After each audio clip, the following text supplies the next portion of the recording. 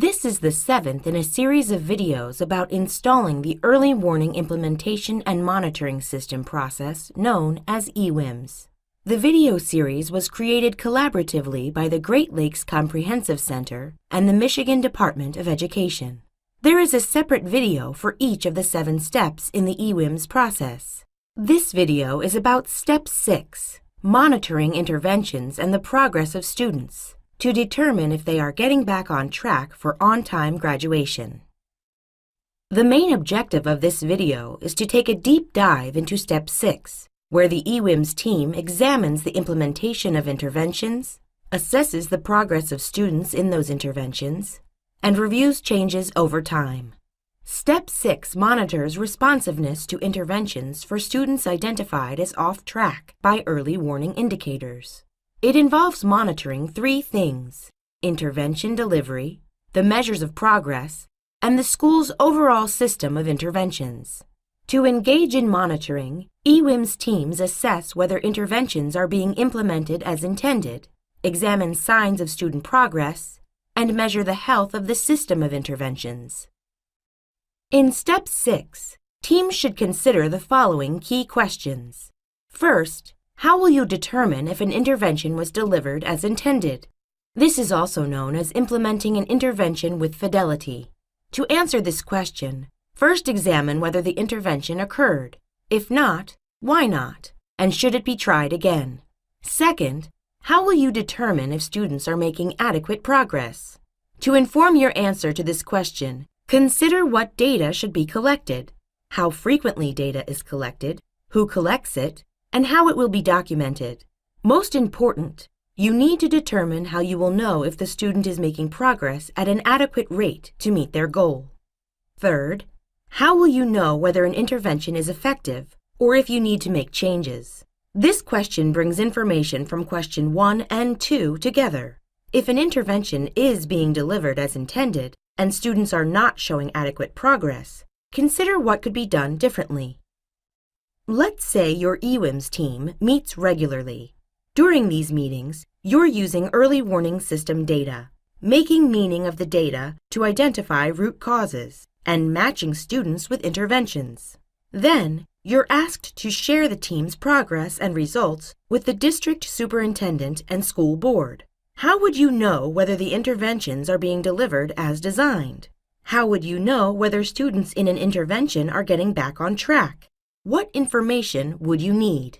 The most essential ingredients for successful monitoring are data, especially data about how students are progressing as a result of an intervention. Examples could include participation in the intervention, signs of student engagement, and preliminary progress. How signs of progress are measured can vary from intervention to intervention. The first choice is to collect valid and reliable measures. Not all measures will reside in a student information system or in the Michigan Data Hub. For example, anecdotal data can describe how engaged a student is when he or she attends a weekly tutoring intervention, rather than simply recording whether he or she physically shows up. The second essential monitoring ingredient is time. This includes making time to follow up with students and staff, time to check the quality of data gathered, and time with the EWIMS team to discuss student progress, which typically occurs during EWIMS team meetings. Data and time may seem like obvious ingredients for successful monitoring. Without them, teams can't effectively monitor interventions and student progress. It's important to plan for monitoring early on. When the EWIMS team determines interventions, members agree on who will deliver the intervention and the timeline for doing so. As the team assigns a student to an intervention, they also identify the data they will collect to determine if the intervention is working for the student, as well as the goal or target for the student. Or in other words, what results do they hope the intervention will produce?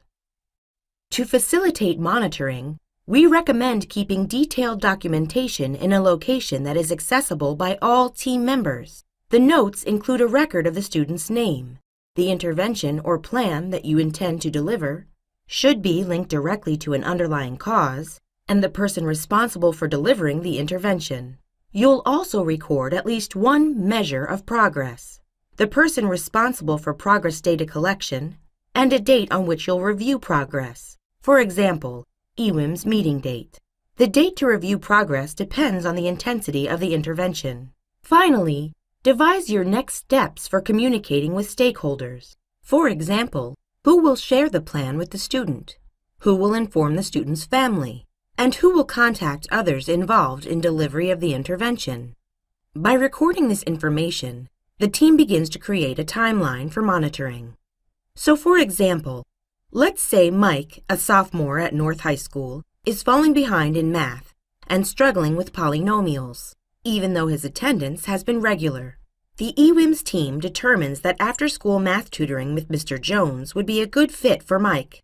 The team also determines that progress can be measured by Mike attending and engaging deeply in the tutoring session, and Mr. Jones monitoring how Mike is doing with regular practice problems that target Mike's area of need.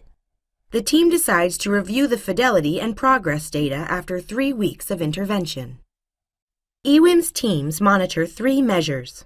The first measure is intervention fidelity, which is whether the intervention is delivered as intended. The second measure is the intervention results, how the student is responding to the intervention. The third measure is early warning data, the decrease of persistence of red flags from data on attendance, behavior, and course performance are used to determine trends over time.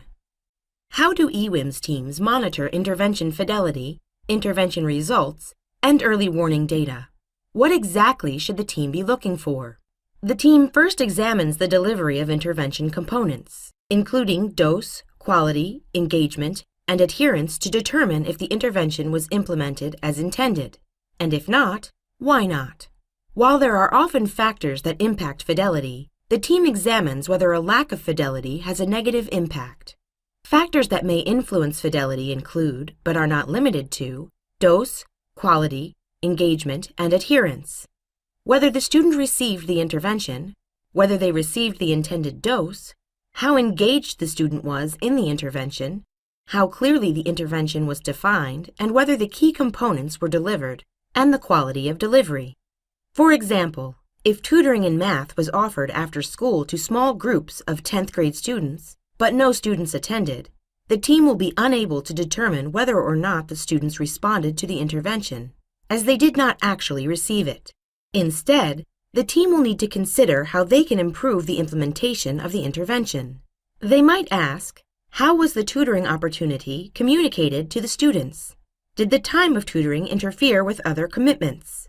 Were the students whom the EWIMS team flagged to participate in this intervention given ample notice? To measure intervention results, the team collects regular data that are sensitive enough to detect subtle growth during the implementation of the intervention over time. While early warning indicators are an important measure for the team to consider and appropriate to reference, the red flag thresholds will not reveal the small yet significant progress that a student is making toward getting back on track. To guide this work, the team may consider the following. What does progress look like for this intervention? In many instances, the student's goal or target will be to eliminate the red flag that the intervention was put in place to address. In some cases, the team may determine that they need to set a short-term goal to help the student move forward toward eliminating a red flag in the future. Both rapid progress and slow and steady progress can be acceptable. The speed of improvement may vary on the area of focus as well as the student. Ultimately, it is important to see that the student is making headway toward a goal. What data will be collected to measure progress? Multiple data sources can be used to measure progress. Where possible, teams want to consider valid and reliable measures of progress. Who will collect the data and how will it be documented? This typically depends on staff roles and responsibilities in the school. As discussed earlier, it is essential that the team develops a process that allows them to not only collect the data, but also review and use the data collected to make decisions. How frequently will the data be collected and reviewed? The frequency of data collection will depend on the type of data collected. For example, attendance and behavior data are typically collected daily or multiple times per day, while academic data may be collected less frequently. In addition, The level of monitoring and the frequency of data review will depend on the intensity of the intervention being provided. For students in more intensive interventions, for example Tier 3, it is recommended that data is collected and reviewed more frequently, as the team may need to make adjustments more rapidly to ensure students are making adequate progress. In contrast, at the universal or Tier 1 level, teams may meet less frequently to review trends and make system-level changes as needed. Note that the EWIMS team typically looks at intervention fidelity and intervention results during the same meeting. If an intervention is implemented as intended and still there is a lack of adequate student progress, the team considers if adjustments should be made or if a different approach should be tried. To adjust an intervention, the EWIMS team uses student data to determine potential intensifications. This may include any of the following. Dosage. How frequently was the intervention delivered? For how long? Group size. How large was the group? Did all students in the group have similar needs? Were there group dynamics that may impact how the student participated? Participation. Did student engage with the intervention? Were there peer or environmental distractions that may have impacted the student engagement? Delivery. Who delivered the intervention, and how was it received? Conditions. Did any factors interfere with the quality of implementation? Intervention fit. Does the intervention address a root cause and meet a need? Remember, for adjustments to be effective, they must be communicated to all stakeholders. Finally, it's important to identify trends over time. After reviewing preliminary results, the EWIMS team returns at regular intervals to the early warning data. Here, the team looks for trends in early warning indicator data over time at the student level, grade level, and whole school level. As you know from Step 3, red flags indicate the need for intervention. Changes in trends can indicate whether students are receiving the necessary interventions to get back on track. In Step 7, we will discuss how examining trends over time can help in developing an overall picture of system health. EWIMS teams measure progress to see how individual students and groups of students are doing with the assigned interventions. By examining these data at the student and school levels, the team can assess the high-level health of the system of interventions and begin to understand trends over time. School and district leadership will also find it useful to review this information regularly. Having fewer early warning flags is a sign that what the team is doing is working, and the team should keep doing it.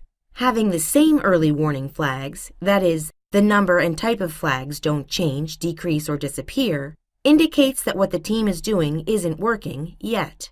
Therefore, the team may want to consider adjusting the intensity, participation, delivery, conditions, and/or fit of interventions.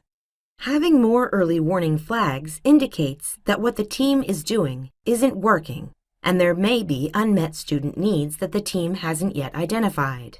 As a result, the team likely needs to adjust the intervention and/or take a new approach. If the team decides to make a change, it needs to determine what to change: intervention intensity, participation, delivery, conditions, and/or fit. Here are some common challenges that arise during Step 6. 1. Failing to follow up via monitoring. 2.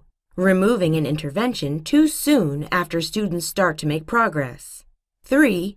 Overburdening educators with too many interventions. And 4. Blaming students and family. Now we'll look at strategies for preventing or addressing each of these challenges. A common challenge facing EWIMS teams is failing to follow up. We hope this video clarifies what and how to monitor. Now that you have the knowledge and skills, the challenge is finding the time and discipline to follow through. Developing a clear plan as illustrated in this video can help teams ensure that they develop a successful system for ongoing monitoring of interventions and student progress. Another common mistake is removing interventions the moment they start to work. If a student is progressing as a result of participating in an intervention, consider how long the support should be kept in place.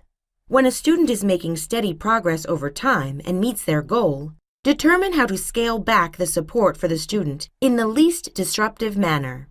It may be helpful to continue to collect some monitoring data for the student as the intervention is scaled back to see whether they continue to progress with a lower intensity of support. When interventions are removed too early, progress may disappear. Patience is key.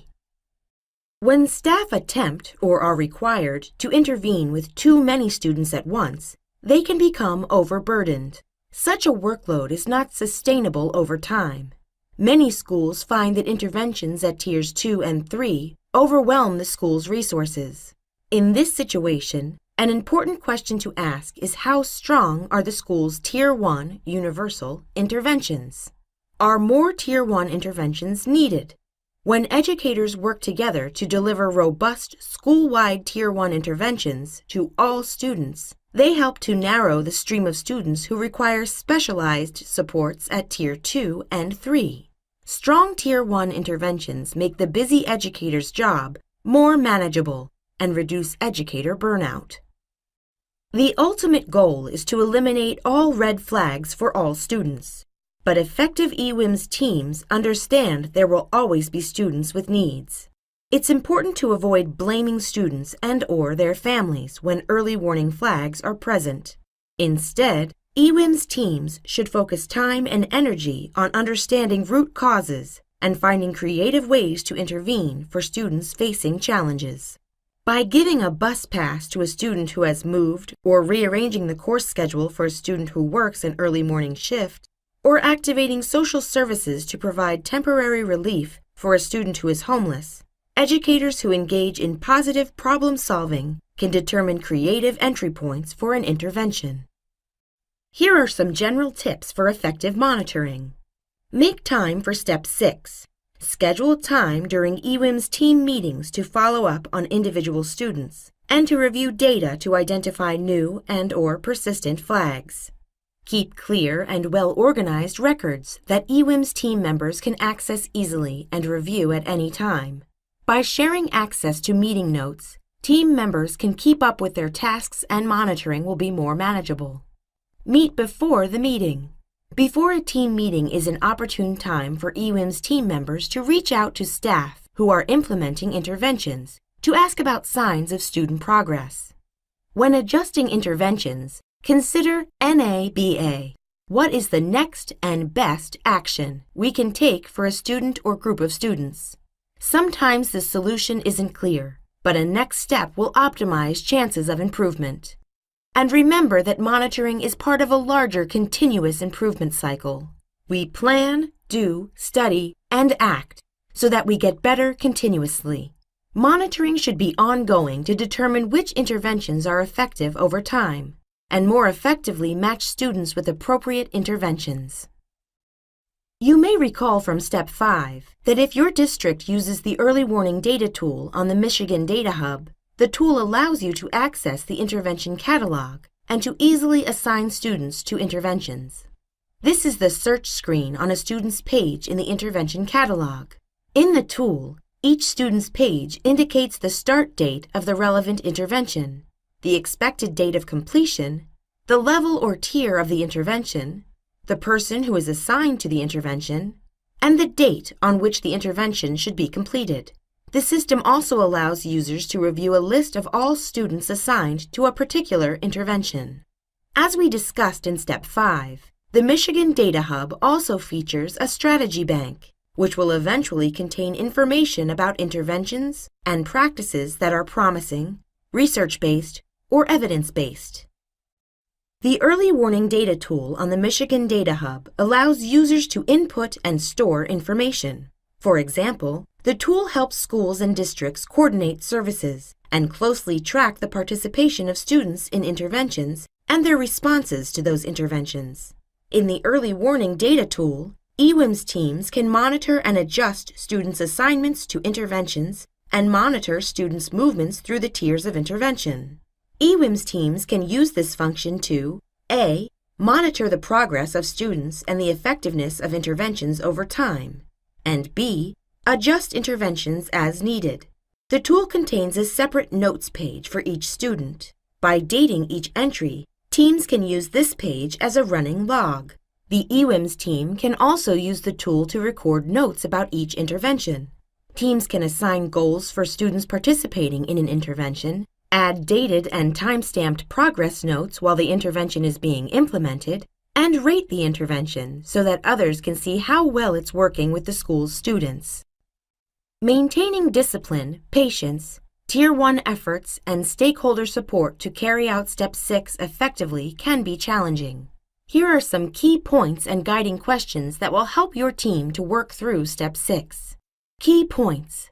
Step 6 involves monitoring intervention delivery, measuring student progress, and examining trends over time to improve the school's overall system of interventions. If an intervention is being delivered as intended, monitor the measures of student progress to understand how the student is doing in the intervention. And here are some guiding questions. Does the intervention match an underlying root cause and meet student needs?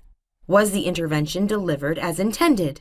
To what degree did the student respond to the intervention?